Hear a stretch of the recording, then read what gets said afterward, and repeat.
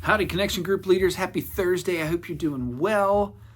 Sadly, baseball season is over. I'm no longer in my Rangers gear. I've been sulking a little bit today, but I'm going to be okay.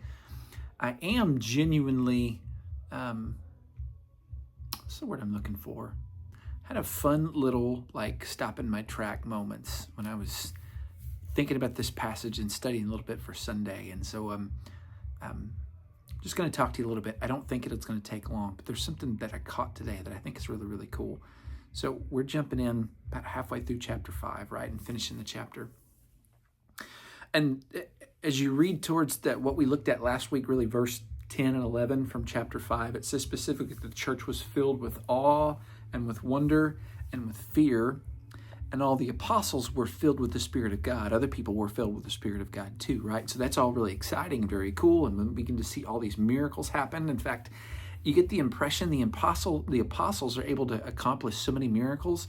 Solomon's portico, where all of the sick people used to hang out, aren't there anymore.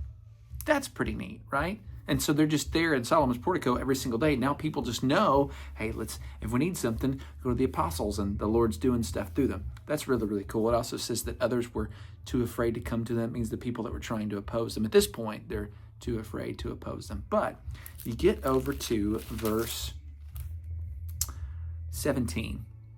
It says, but the high priest rose up, and all who were with him, that is the party of the the party of the Sadducees. The Pharisees are in there though too. And they were filled with jealousy. Notice that same word, filled. So the believers, the apostles, they're filled with the Spirit of God. They're filled with awe and wonder of God. And amazing things are happening. And then the people who are supposed to be the servants of God, they're filled with jealousy. And so now bad things are starting to happen. But I love this incredible contrast.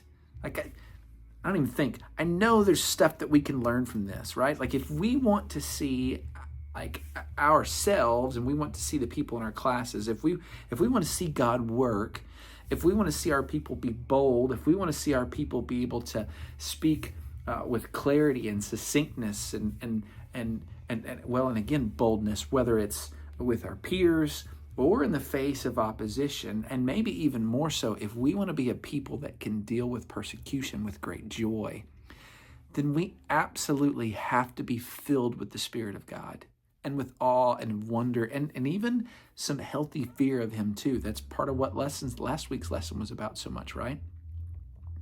But on the flip side, if we're filled with other things, and so insert jealousy here, certainly, but you could scratch out jealousy, insert some other sin, whether it's a pet sin or if you want to call it a gross sin or whatever. When we're filled with things that are not of the Lord, we're not going to see those outputs. And so you could just say this really is good things in, good things out, right? I don't know that it's that simple, but it is this simple for sure. The Lord has given us mandates, things that He wants to accomplish, and He's given us His Spirit to accomplish those things. And when we allow Him to fill us on a daily basis, we are so much more prone to accomplish those things because God's Spirit's just being unleashed out of us in various ways, and it's really, really exciting. So there's my thought for you. Maybe you want to pose it to your groups this way. Do you want to be a people that is filled with the Spirit of God and filled with awe and wonder and, yes, fear of Him? Or do we want to be filled with jealousy or strife or grief or whatever? Again, fill in the blank. You might ask the question, hey, what are some things that you do find yourself filled with that you need Jesus to clean out? Kind of like the apostles cleaned out Solomon's portico. That sounds bad. Not cleaned out in the sense that those people need to go away.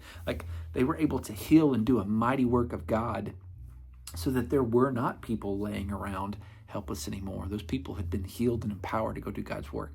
What do we need God to do in our hearts and minds so that we can be about that business too? What do we need God to clean out in us and instead fill us with His Spirit? Love you guys. Can't wait to see you on Sunday. We'll talk to you later. Bye.